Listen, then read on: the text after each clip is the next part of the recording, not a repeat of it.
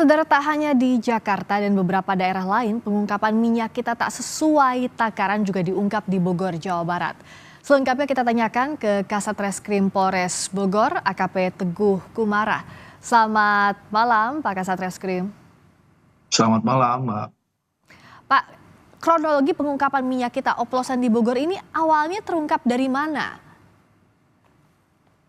Iya, jadi awalnya pasca inspeksi atau pengecekan yang dilakukan oleh Kementerian Pertanian dan ditemukan bahwa terdapat ada penjualan atau pemasaran minyak kita yang tidak sesuai dengan harga eceran atau HET dan tidak sesuai dengan berat yang seharusnya, yaitu 1 liter. Dasar itu kami mendapatkan perintah dari satuan atas dan kami di tingkat Polres, khususnya di Polres Bogor, melaksanakan kegiatan inspeksi tandingan dan pengecekan ke lapangan bersama-sama dengan tim Satgas Pangan Kabupaten Bogor untuk memastikan pemberitaan yang kami dapatkan di yang dilakukan oleh Kementerian Pertanian. Dan di lapangan kami mendapatkan memang kami temukan ada minyak kita yang tidak sesuai dengan berat yang seharusnya, yaitu 1 liter. Kami temukan ada yang beratnya 700, ada yang beratnya 750, kisaran 700 sampai 800 mililiter. Oh, Oleh karena itu kami mendalami dan menelusuri sehingga kami mendapatkan informasi bahwa barang-barang atau minyak goreng merek minyak kita yang tidak sesuai dengan aturan tersebut, produsennya atau tempat repackingnya terdapat di Bogor. Dan kami mendatangi TKP dan memang benar kami dapatkan di sana ada kegiatan repacking yang tidak sesuai dengan aturan. oke. Jadi repacking itu mengutip dari yang harusnya 1 liter diambil 200 sampai 250 mililiter, begitu Pak modusnya? Ya, dari supplier minyak diterima oleh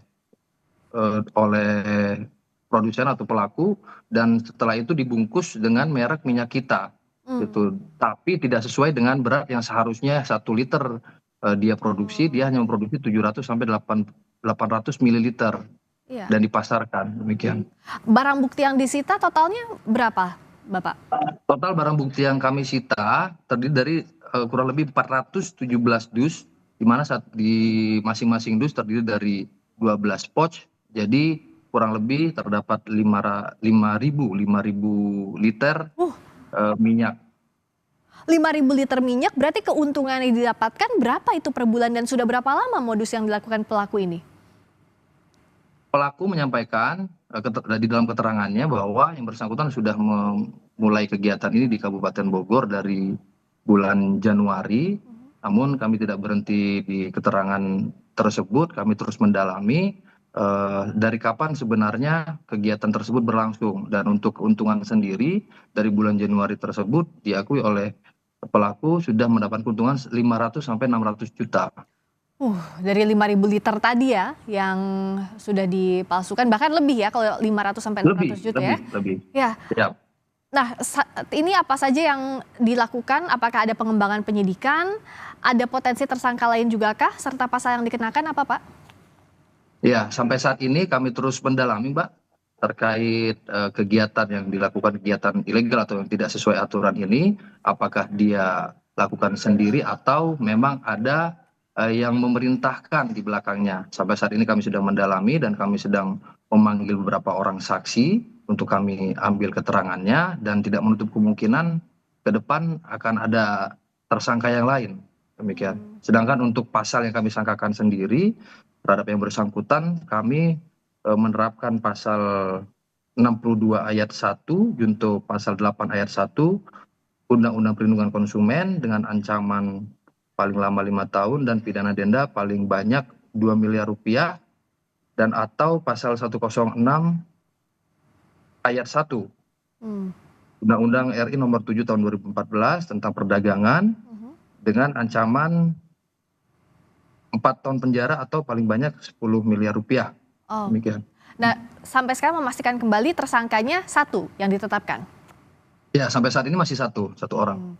Tapi ada kemungkinan atau tidak bahwa sindikat ini tidak hanya di Bogor saja? Kalau jumlahnya 5.000 liter lebih, bahkan kalau diakumulasi sejak awal, biasanya tidak sendiri kemungkinan, Pak. Iya, maka dari itu Mbak, sampai saat ini kami masih terus melakukan pendalaman dan penyelidikan, dan kami sudah mengirimkan panggilan terhadap beberapa orang saksi, dan kami sampaikan tadi tidak menutup kemungkinan kami bisa menetapkan tersangka yang lain. Kalau tersangka masih kemungkinan bertambah, tapi di sisi konsumen seperti apa? Apakah ada razia atau penarikan produk misalnya? Karena kan pasti kalau sudah disalurkan dari produsen ini sudah menyebar ke warung, ke pasar, ke berbagai tempat. Iya, sampai saat ini kami terus berkoordinasi, terutama Satgas Pangan Kabupaten Bogor. Kami Polres Bogor berkoordinasi dengan dinas terkait, dinas perdagangan dan dinas yang lainnya, dan dengan kejaksaan juga, serta dengan TNI untuk setiap hari terus rutin dan meningkatkan lagi kegiatan pengecekan ke lapangan di pasar-pasar dan di pengecer kecil terkait penyebaran minyak kita yang tidak sesuai aturan ini. Dan diharapkan ke depannya juga minyak yang diedarkan yang tidak sesuai aturan bisa berhenti diedarkan. Oke. Ya. Dan pengawasan ini terus berlangsung selama proses penyidikan juga dilakukan oleh Polri ya Pak ya? Betul.